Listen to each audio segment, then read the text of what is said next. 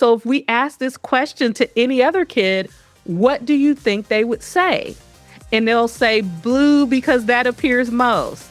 But why? Hmm. So now you can make that connection. Well, this is how generative AI works. It works on patterns. It predicts based on what it's been trained on. Hello there, and welcome to today's episode of the Easy EdTech Podcast. My name is Monica Burns, and I am so glad that you're here to join me today. If you want to make the most of education technology, aka EdTech, well, you are in the right place. My goal has always been to help make EdTech easier and give you ideas you can try yourself, share with a colleague, or bookmark for later in the school year. Every Tuesday here on the Easy EdTech Podcast, you'll hear stories from my time in the classroom, the work I do now with schools and districts, and my travels to different EdTech events. Get ready for solo episodes where I share some quick tips and stories, and interviews full of practical ideas and stories from new guests each month.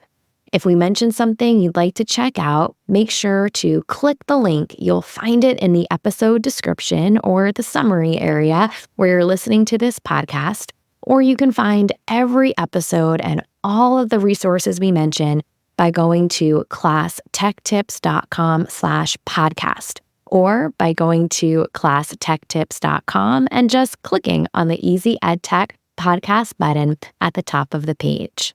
This episode is sponsored by my new ASCD deck of cards, Purposeful EdTech Tips. It's part of the Quick Wins series and packed with 50 fast, effective ideas for planning, teaching, and reflection. You'll find AI prompts, student activities, teacher tips, and strategies for checking for understanding, all designed to help you use EdTech with purpose. Whether you're planning your next unit or looking for a quick idea before class starts, these cards are full of inspiration and super easy to use. Head to classtechtips.com/cards to grab your deck today. That's classtechtips.com/cards to check it out. Today's episode is titled How to Prepare Young Students for an AI World with Dr. Nneka McGee. I'm so excited to chat with her today to talk about how we can begin preparing our youngest learners for a future shaped by artificial intelligence. She has a new quick reference guide. If you have one of my QRGs, like the chatbots one or the classroom technology one, you know I love these laminated guides, and you're going to want to get your hands on one of hers too. So super excited to give a shout out to a fellow ASCD ISTE author on today's episode.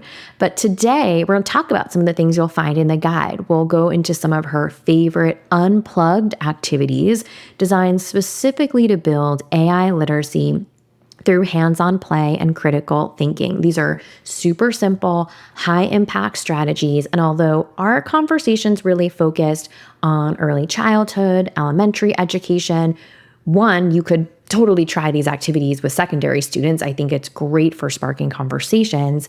But two, this will give you some context, even if you're not working at that level, with what can happen at that level that might impact the work that you do, say if you're in secondary or even higher ed listening to this conversation. So this is a wonderful conversation. I'm so excited for you to hear from Dr. McGee. Let's go ahead and jump in. Welcome to the podcast. I am very excited to tackle this topic with you of how to prepare young students for an AI world. But before we get into all of that together, can you share with listeners a bit about your role in education? What does your day-to-day look like? Sure. So thank you so much for having me, Monica. I'm Nneka McGee, And currently, I serve as a strategic advisor and storyteller for organizations, nonprofits, even educational institutions. I've kind of found, or I don't know if the role found me in Hmm. terms of, having different flavors of the month in terms of what I do. And so one month it could be an article. So an article will be coming out in EL Magazine this March about AI related to education. Also, it could be was a project lead and co-author of a writing project for Stanford Accelerator for Learning. So I span the gamut. I've been very humbled and honored to have this opportunity over a passion I've had. This will be going into my ninth year of working with AI in education in some form.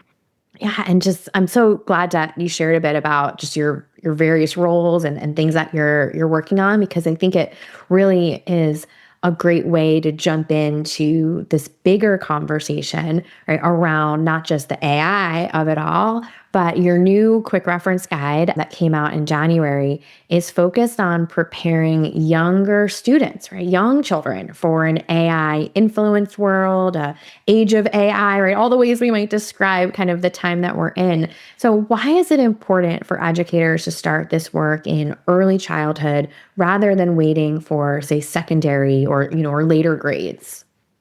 Definitely. Well, exposure is key. If you don't have exposure, particularly learning sciences shows, brain development shows, cognitive science shows that our younger years is when the brain does the most development across Mhm. multiple areas. And so it's the perfect time to introduce concepts such as artificial intelligence. Like on its periphery, it may seem like it's very complex, but there are ways in which we can design lessons and authentic learning experiences which can support those age groups. I didn't mention this previously, but I was being an educator for, 17 years and also a former district administrator and a teacher. I also noticed being in middle school. So I was a middle Yeah. school teacher. I could see the gaps and the issues dealing with math of not having the types of exposure necessary, and they reveal themselves in later years. So what we don't want to happen is to think, okay, the first time you're hearing about AI or experiencing AI, in particular, let's say even generative or other forms of AI would be middle school. There's so much development within that time period that can take place and help support the deeper learning that's necessary in higher grade levels. I love that comparison to what you might experience in a math or an ELA classroom, right? We know that if there are gaps, right, in an early childhood environment, early elementary school, right, we'll see that, right, play out over the course of a student's academic career. It doesn't mean that that's the end all be all. It just means that it's a different type of pathway for support for that child, right? If they haven't had those experiences when they were younger. When it comes to AI, many consumer tools are not designed for users under 13. They're school-based tools that we may not be comfortable using with younger students, right? Chatbots at a secondary level might feel comfortable. An AI tutor, right, with high school students might feel comfortable. But for younger kids, how can educators build AI awareness and understanding without having students directly use generative AI tools? So, Monica, I 100% agree with you. And that's what the reason why it's been so important for me to work and kind of, I don't want to say specialize, but focus on this Yeah. area of AI for young learners. Because when, ChatGPT came out, generative AI exploded. I was in a position as a chief academic officer where I did ban ChatGPT at first. Mhm. And initially it was because of terms of use, but it was also because I had already piloted a robot, AI powered robot, a couple of years prior. And what I noticed is that the experiences that the kids were having didn't lead to the development and the outcomes that we wanted it to. Like, yes, Mhm. they were having great fun. So, and I think every educator has Yeah. addressed it, where the kids were having a great time, but when it came time for those outcomes, it wasn't ready. And Right. so, what it made us realize, and me in particular, was that not all experiences are age appropriate. And this is Yeah. particularly true for generative AI. Kids will be exposed to some type of artificial intelligence or Mhm. machine learning regardless. And that is why it is important to have concrete, hands-on, authentic experiences that provide the same opportunities that aren't you don't necessarily need a screen in front of a child Mhm. in order for them to know how to define AI, where they see AI in their society, how to recognize when, something is fake or something is real, how to talk about and debate, is it okay if someone takes your Yeah. idea and uses it? All of these things can happen without a screen and without direct, interaction with Mhm.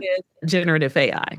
That's such an important point, and I love those examples you gave in terms of like discussion starters that you might have with young students. They have those big feelings of like that's mine or that's not real, or you can just imagine those conversations with a 5 and 6 year old that you could have that lays a foundation, right, for these deeper experiences they might have down the line. And that idea of being a consumer of content might be the role a younger student plays, whether it's inside the classroom, but probably more likely outside of the classroom, right? Seeing a video of a dog talking, right? Or something just, that they know isn't quite right, but they can't exactly explain why. So giving them that language, those experiences to talk about things is so crucial. And, I think with this next question I have for you, which is, about the foundational skills students build, it kind of reminds me of conversations around, say, like hour of code, or like, how are we going to have first graders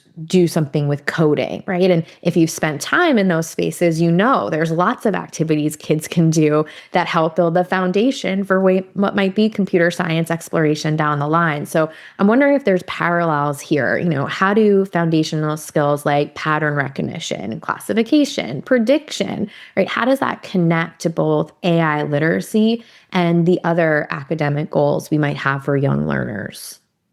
So first of all, I think I think we'll kind of return to this. I mean, Mhm. artificial intelligence is grounded in computer science. Mhm. And sometimes I feel like there is this movement to try to separate the two. Mhm. I don't think that's possible. And I think if people kind of ground it where its home is, that will make it more accessible Mhm. and it will kind of allow us to look at those things that we address in computer science through AI literacy. I am not so sure that there needs to be a separation, Mhm. although I do believe that, yes, a child needs to understand peripherally, have an understanding of what AI is. Even Mhm. experts don't have one definition. Yeah. We can't expect a child or even a teacher to have one definition. When it comes to, in general, the biggest question I'm asked and have been asked over the years is like, how do we start? How do we introduce this to kids? And if we think about what history has told us, the tradition is oral. We always start with conversation. We always start the first words, sound, they're hearing sound in the belly, they're hearing words in the belly, and that just translates. So I say start with talk. Start with conversation. And going back to essential pattern, Nick, I'll tell you my two favorite activities with kids.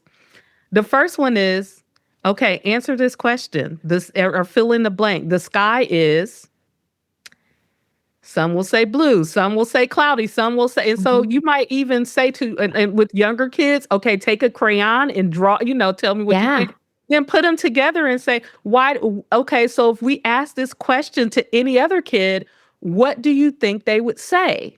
And they'll say blue because that appears most. Well, why? Mhm. So now you can make that connection. Well, this is how generative AI works. It works on patterns. It predicts based on what it's been trained on.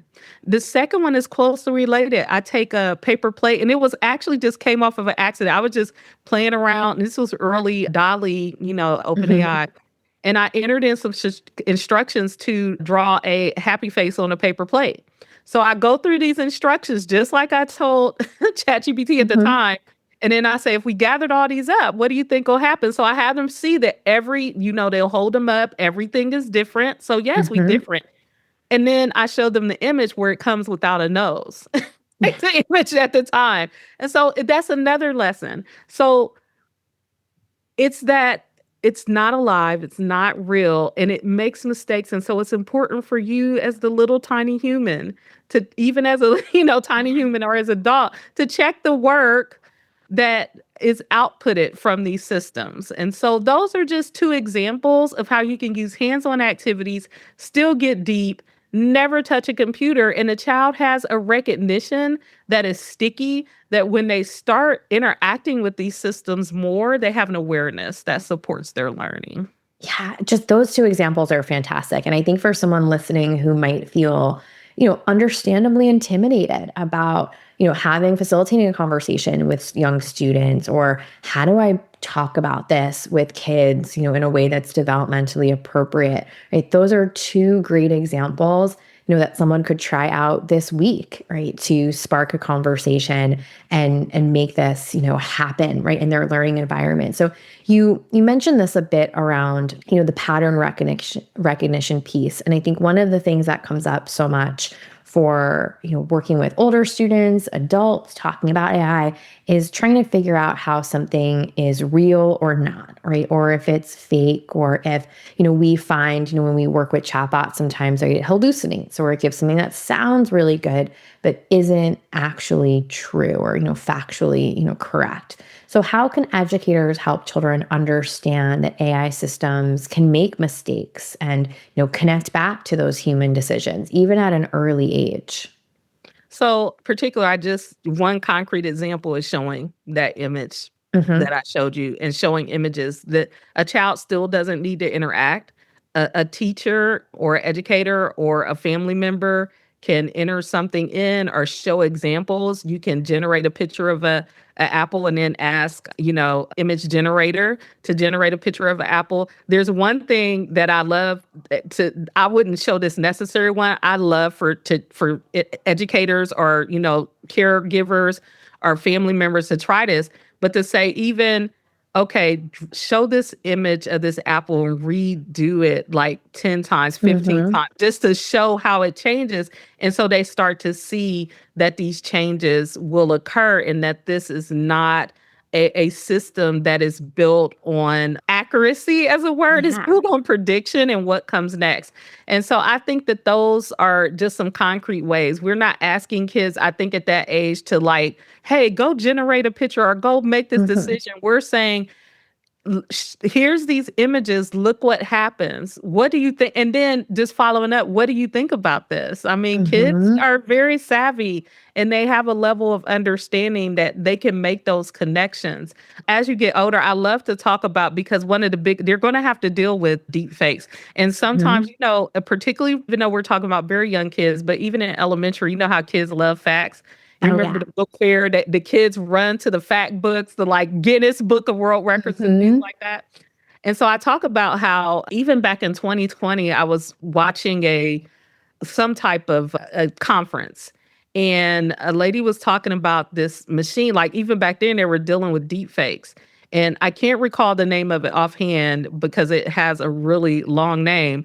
But basically what it does is that even the veins in your face, and the veins and arteries in your face and capillary, they have a particular pulse and beat that is unique to each person. So even at that time, they were using these machines to be able to detect deep fakes. And so I use, like, weird, kind of weird, Yeah. like, and the kids are like, what? So even something that can attach, like, even though it seems like, oh, it's way far out there, I use it to get into a deeper conversation, because with that, I ask, well, if you have these things read your face, are you okay with, Right. your face being out there and perhaps used to train a model? And these Hmm. conversations can come. So I use, like, these fantastic kind of facts in order as for entry points into conversation with kids, tapping into their natural wonder and curiosity of the world. And I love just that connection. Kids are going to be excited about, right, that one little tidbit, right, or this one fact. And if you can connect that conversation back, right, Mhm. to your primary goal, right, building this AI literacy for students, right, it helps make it sticky, like you said, right, just helps them really internalize that and notice it in other parts of their day. So, you shared some great activities that are unplugged that you could use with students of all ages. For educators who are feeling overwhelmed, right, about facilitating these AI conversations with students, or maybe with families, right, as they're bringing this into their classroom. Is there one small realistic starting point that you would recommend for them? Yeah, so in the guide, I have what I call kid adult partner activities. And Hmm. again, starting with conversation. So whenever, whether it's a kid, whether it's adult, I think universally, like you said, something you can do anywhere, everywhere is to say, look around your home and what do you notice or what do you think has AI in it, right? Hmm. So they can pick things, talk about things. You can precede this type of activity with Hmm. images that kids can look for to make it easier, and then have this determination. So you're asking the kid, why do you think it's AI? Okay, why do you not think this one is AI? And it doesn't need, don't overwhelm yourself. 5 or fewer, right? Don't Right. get Yeah. 20 items. Don't have the kid bring a whole basket, just a couple of items to have this conversation. And then to say, like, for example, and this is where you can even add some nuance. So, for example, let's say they have a television in the home that is a smart TV. Yeah. Hmm. You can say even that, okay, there's probably a recommender system. And this is where it goes back to not generative AI. This is where I want us to kind of move kind of away, because it Hmm. may be a machine learning system Yeah. that they're dealing with, or other type of AI system. But you don't have to get that technical. It could just be Right. AI. But just so the parent is aware to say, okay, well, this is a recommender system, Hmm. this AI. They may have a phone to say, yes, there are AI systems in this phone. Hmm. They may have, or they may think of, let me think of another item. Refrigerators, not a lot of people have those refrigerators. I don't understand like smart refrigerator. And I've I am seen very them. Yeah. savvy, but the refrigerators, and then even worse, the washing machines and Hmm. stuff, I just don't get it. I'm sure they're very helpful. I don't get it. But I do think, and this is an activity actually that I talk about or describe in the quick start guide, is going AI and, spot the AI. And so going through spotting things around the home or in the classroom that could be AI or could not be AI, having those discussions really quick, in and out, doesn't have to be deep, but then understanding that nuance can occur. So if a child says a car is not AI, then you could say, are there any systems in the car? Do we have a GPS system in the car, Hmm. right? That could be AI. And so they start to see that AI is intertwined in different parts of our society in ways that we don't necessarily think. And another big one, other than the phone, that it is in a lot of homes, are obviously the voice assistants. Yeah. So that's another big one. No, those are all wonderful examples of, and I love that you gave that activity, but also some like preceding, like you said, like you can come to the table with a couple ready to use examples, the same way we would if we were doing a read aloud to a group Mhm. of first graders, right? Like you have there are things you're going to say before you even open that book for them. So useful. Now I'm going to link out so that everyone can find the quick reference guide from ASCD that came out this year that they can follow along with you and everything. But for someone who's on the move and just making like a mental bookmark to go check in later, where can people connect with you? Where can they learn more about your work? So my website is Muon Global. Excuse me, MUON global.com. Mhm. If you go to the founder space, there's information about me. That is my hub for, a lot of things I do. I do spend a lot of time on LinkedIn in terms of posting and social media. I'm sure I could branch out, but the things about social media is that again, I like to keep it simple so I don't get overwhelmed. And I am always in awe of people who are on multiple platforms. I'm like, I bow down because I'm like, okay, LinkedIn is enough for me. Yeah, So no, those I'm are the with you. two. Yeah, those are the two main areas in which someone can learn more and connect with me. Perfect. And like I said, we'll link out so anyone listening today can follow along. Well, thank you so much for your time and your insight and all of these actionable strategies you shared with listeners today. Thank you. I appreciate you for having me, Monica. It was so much fun chatting with Dr. Nneka McGee today, and I want to make sure we wrap up today's episode with a few key points to really make this EdTech easy. Kids can learn core AI ideas through hands-on, unplugged activities without using generative AI tools. Not all AI experiences are age appropriate, so educators need to be intentional about the activities they choose. AI literacy connects naturally to computer science skills like patterns, classification, and prediction. Conversation is the fantastic starting point for helping young learners understand AI concepts. Remember, you can find the show notes and the full list of resources from this episode, including all of the ways to connect with Dr. McGee, by heading to easyedtechpodcast.com. This episode is sponsored by my new ASCD deck of cards, Purposeful EdTech Tips. It's part of the Quick Wins series and packed with 50 fast, effective ideas for planning, teaching, and reflection. You'll find AI prompts, student activities, teacher tips, and strategies for checking for understanding, all designed to help you use EdTech with purpose. Whether you're planning your next unit or looking for a quick idea before class starts, these cards are full of inspiration and super easy to use. Head to classtechtips.com/cards to grab your deck today. That's classtechtips.com/cards to check it out. Thank you for listening to this new episode of the Easy EdTech podcast. I love creating new episodes for you each week, but I could use a bit of help spreading the word about the podcast. Can you leave a rating or review on your favorite podcast app? Spotify will let you tap on the stars, and Apple Podcasts will let you tap on the stars and leave a 1 or 2 sentence review. Thank you so much for taking this extra step. It helps other educators find episodes like this one when they're searching for EdTech tips.